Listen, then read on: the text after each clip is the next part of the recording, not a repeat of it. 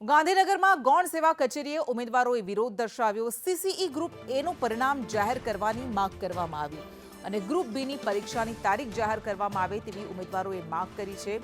Select થયેલ વિદ્યાર્થીઓની પરીક્ષા ન લેવામાં આવતા તેઓ વિરોધ દર્શાવી રહ્યા છે। વધુ વિગત સાથે સંવાદદાતા હિરેન રાવલ જોડાઈ ગયા છે। હિરેન, શું માંગ છે આ ઉમેદવારોની?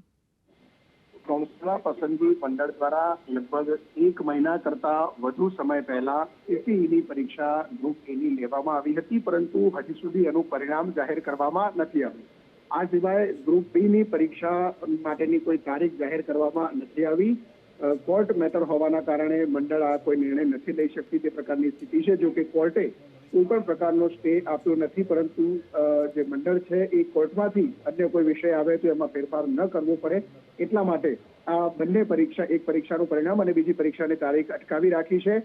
ગૌણ સેવા પસંદગી મંડળે આજે ઉમેદવારો પહોંચ્યા હતા કે ઉમેદવારોનું કહેવું છે કે પરીક્ષા લેવાઈ ગઈ છે, એની તારીખ જાહેર, એનું પરિણામ જાહેર કરવામાં આવે અને જે પરીક્ષા બાકી છે એની તારીખ જાહેર કરવામાં આવે।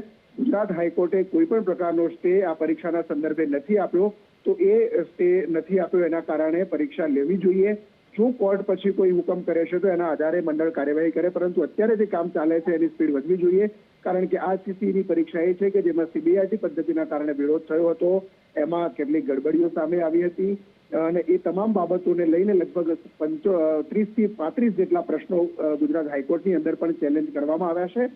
હાઈકોર્ટે 28/4 એટલે કે 28 એપ્રિલના રોજ નેક્સ્ટ હિયરિંગની તારીખ આપી છે। ત્યાં સુધી ઉમેદવારો 2 મહિનાથી આ પ્રકારના હિયરિંગની ડેટ ઉપર ડેટ પડી રહી છે, એના કારણે ઉમેદવારો પણ હવે મુશ્કેલીમાં છે।